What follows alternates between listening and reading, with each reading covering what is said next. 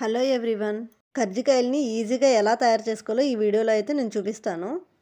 మనం ఎక్కువగా పండగ టైంలో చేసుకుంటాము ఈ కజ్జికాయల్ని.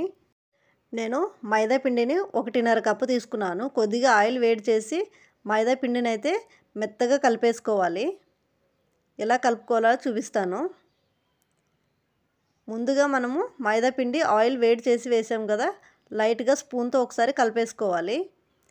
ఇలా కలుపుకున్న తర్వాత కొద్దిగా వాటర్ పోసుకుంటూ మెత్తటి చపాతీ కంటే ఇంకా మెత్తగా కలుపుకోవాలి. ఇలా మెత్తగా కలిపేసుకొని ఒక అరగంట సేపు పక్కన పెట్టేసుకుందాము. ప్లేట్ ముచ్చి పక్కన పెట్టేస్తున్నాను. కజ్జికాయలకి స్టఫింగ్ ఎలా తయారు చేసుకోవాలో చూపిస్తాను. నేను బెల్లంతో చేస్తున్నాను. బెల్లము, పప్పులు. పిండి అయితే అరగంట తర్వాత బాగా నానింది. బెల్లాన్ని ఇలా తురుము పెట్టుకున్నాను.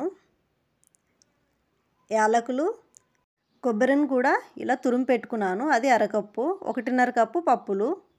మిక్సీ జార్ తీసుకొని పప్పులు వేసుకొని మిక్సీ పట్టేసుకున్నాను. మిక్సీ పట్టుకున్న తర్వాత తురుముకున్న బెల్లము, యాలకులు వేసి మరొకసారి మిక్సీ పట్టేసుకుందాము. ఇలా మిక్సీ పట్టుకున్న తర్వాత ఒక బౌల్ తీసుకొని బౌల్లోకి వేసుకుందాము. కొబ్బరి పొడిని వేసి అంతా కలిసేట్టుగా ఒకసారి బాగా కలిపేసుకోవాలి. స్టఫింగ్లోకి నేను 1.5 కప్పు పప్పులకి 1 కప్పు బెల్లం తీసుకున్నాను. మీరు మీ టేస్ట్కి సరిపడా తీసుకోండి. నేను కొంచెం స్వీట్నెస్ తక్కువగా ఉండాలని తీసుకున్నాను. ఇలా అంతా ఒకసారి కలిపేసుకున్న తర్వాత డీప్ ఫ్రైకి అయితే ఆయిల్ పెట్టేశాను. ఆయిల్ వేడవుతుండగా మనము కజ్జికాయలను అయితే ప్రిపేర్ చేసుకుందాము. చిన్న బాల్స్ లాగా తయారు చేసుకున్నాను. ఇలా తయారు చేసుకున్న తర్వాత పొడిపిండిలో అద్దుకొని చిన్న చపాతీలాగా చేసుకోవాలి. మరీ పల్చగా ఉండకూడదు, మరీ మందంగా ఉండకూడదు, సమానంగా ఉండాలి.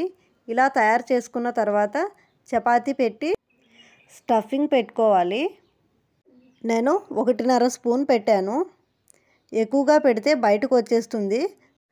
అంచులను నీటితో తడి చేసి ఈ విధంగా గట్టిగా నొక్కుకోవాలి. సరిగ్గా నొక్కకపోతే నూనెలో వేసిన తర్వాత స్టఫింగ్ బయటకు వస్తుంది. వీడియోలో చూపిస్తున్న విధంగా గట్టిగా నొక్కుకోవాలి. సరిగ్గా నొక్కకపోతే నూనెలో వేసిన తర్వాత స్టఫింగ్ బయటకు వస్తుంది. కజ్జికాయని ఇలా ఒకసారి తీసుకొని స్ట్రైట్గా పెట్టుకోవాలి. ఇలా పెట్టుకున్న తర్వాత చిన్నగా అల్లుకుంటూ వెళ్ళాలి. ఎలా అనేది ఈ వీడియోలో చూపిస్తాను, ఒకసారి చూసేయండి. 2 బొటన వేలుతో ఇలా చేసుకుంటూ రావాలి. ఇలా చేసుకోవడం వల్ల స్టఫింగ్ అయితే బయటికి రాదు. అన్ని కజ్జికాయలు కూడా ఇలాగే తయారు చేశాను.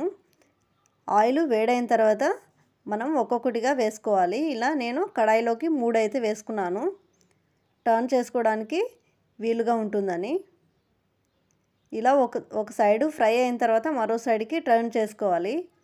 అలా టర్న్ చేసుకుంటూ డీప్ ఫ్రై చేసుకోవాలి. కజ్జికాయలు అయితే రెడీ అయిపోయాయి. ఒక ప్లేట్లోకి తీసుకుంటున్నాను.